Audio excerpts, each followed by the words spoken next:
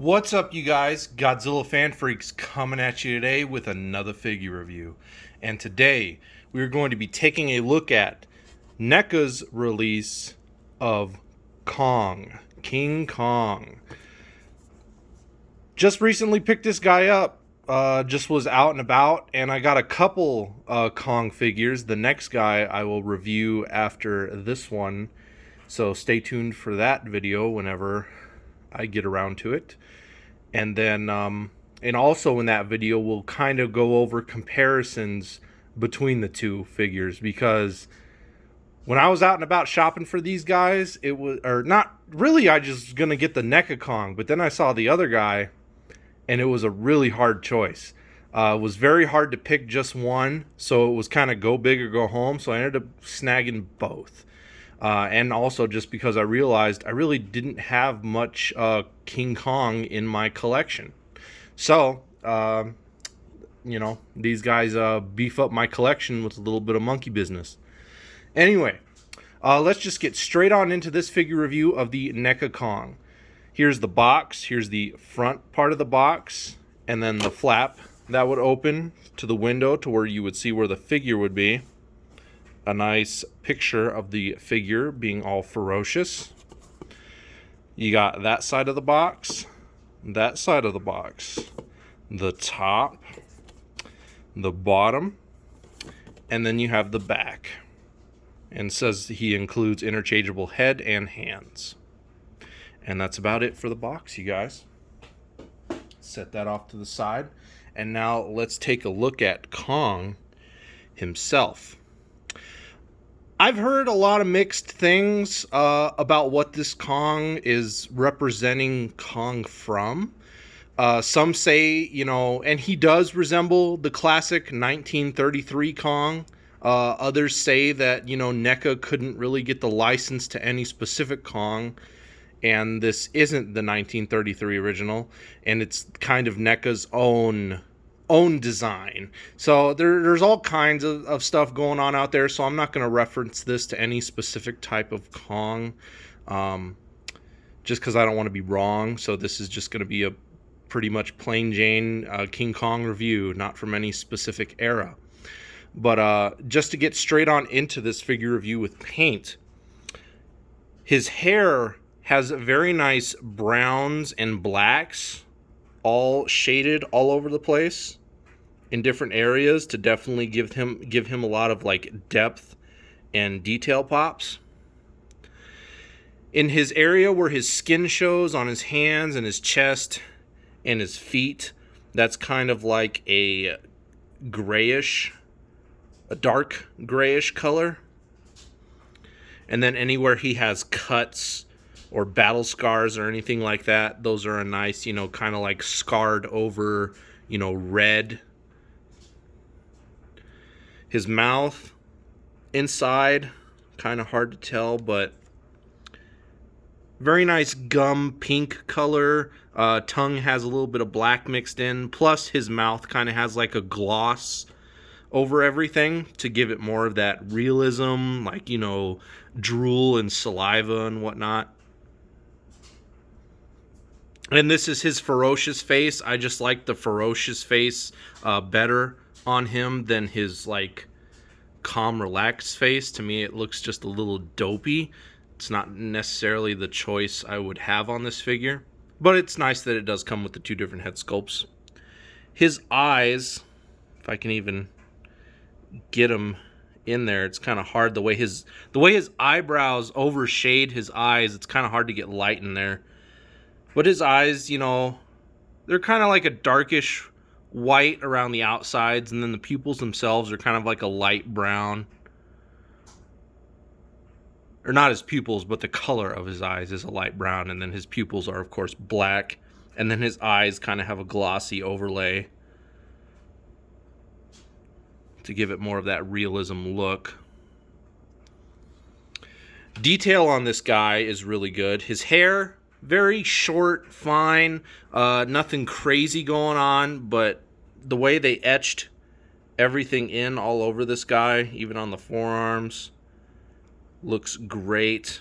Again, the attention to detail of the the scars and the battle marks of fighting dinosaurs and who knows what else on Skull Island look really good. Even when you get up to his face, on his nose, right here below the eye. Very nice, just battle marks all over. Face detail wise, you know, teeth, tongue, all that on the ferocious face look really good. Ears are nicely etched into the sculpt. Again, his eyebrows are very big and, you know, overhang to where his eyes are just more sunken into the sculpt. Nose looks really good. Hands, knuckles, insides of the hands on the open ones, very, very nicely etched in detail.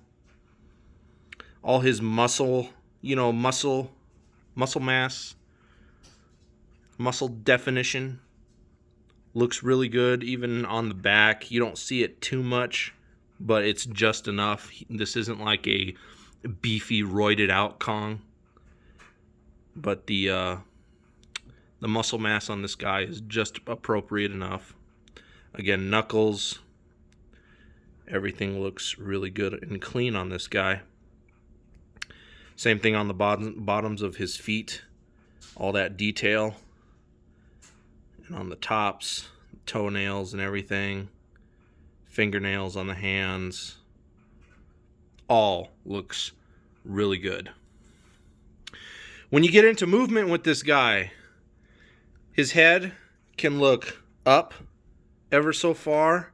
Can't really look down, just more straight ahead. You can get tilt action as well as just a little side to side. Shoulders hinge up, down, rotate forward, back, bicep swivel, double jointed elbows that you can see in there very well, so you can get a nice arm curl. His forearms also have a swivel themselves, and then wrists are on a hinge and you can rotate them around. So lots of good movement with this guy. He does have an ab crunch as well. You can get him to crunch forward fairly far, and then you can even get him to lean backwards. And then of course you have side to side movement, and then of course, you know, swivel rotation. His hip joints here are on a ratchet, which is nice, so those won't be getting loose on you anytime soon. Getting this guy to stand is a little bit of a troublesome at first, especially if you kind of want his legs bent and kind of like in an attacking pose and whatnot. He definitely takes some work, but once you get something figured out, his balance is fairly well. It's not the best though. You give him a little type of a nudge. Now he's proven me wrong, but there you go. He kind of just falls forward. So it does work with him. You do have to work with his feet and his legs a little bit to get him to stand. Knees are also double jointed, but they are kind of tight. And again, remember, if your figure seems to be too tight, don't force it. Otherwise, you could break the joint. If you need to heat up any joints or anything on these figures, use a blow dryer. Works just fine. Feet can pivot and turn and kind of bend up and down, but not so much. The hair around his waist in here is very soft plastic instead of hard, so that definitely helps with a lot of movement and whatnot that you can get out of this guy for sure. Let me see if I can get him standing. I don't want to mess with it too long because I don't want the video to be too long. Otherwise, it won't upload. Okay, well, I guess I'm just going to have to hold him because I don't want to mess with it too long.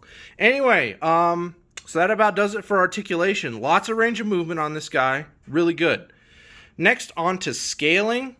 I got a good lineup of figures to scale him with. Let's scale him with one of my other King Kong figures, pretty much the only other one in my collection.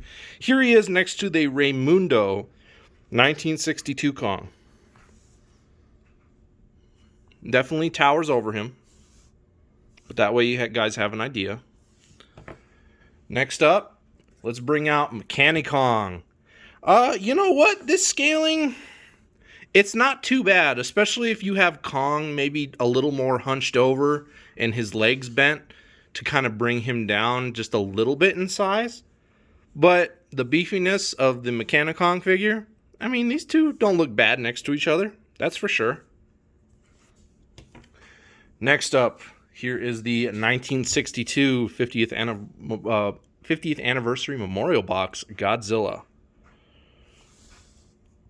Again, pretty much towers over him, but I want to say if you're able to work with your photography a little bit and get Kong in more of a hunched over, knee, legs bent kind of pose, you could probably work with it here.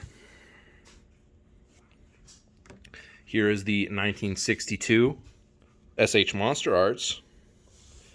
Again, same thing. You'll just have to work with your photography a little bit. Or if you want Godzilla to be an underdog, that works too. In size, anyway. Let's bring out the NECA 1962. Here you go. This ain't bad. Again, you don't have to work with, posing him as much. They're almost the same height. Kong's just a touch bigger. But, hey, that works in my opinion. Doesn't look bad at all. And lastly, let's bring out the NECA 2019 Godzilla, the second version. Again, you'll have to work with your photography on this one, but there he is scaled with the 2019 Godzilla NECA. And lastly, just to go over, okay, I really need you to try to stand for me.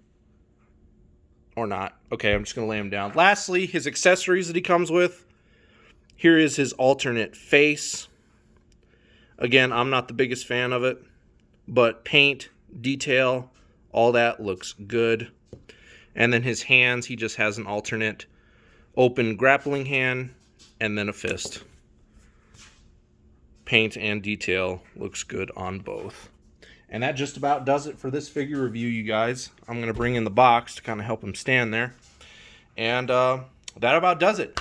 So, like always, guys, we are Godzilla Fan Freaks. Please comment, like, and subscribe. Hope you enjoyed this figure review on the NECA Kong. Go check out Godzilla Fan Freaks on Facebook. Give it a like and a follow. I post there regularly and share all kinds of stuff. And that's about it, you guys. So we are Godzilla Fan Freaks, and we will see you guys in the next figure review. Thank you for watching.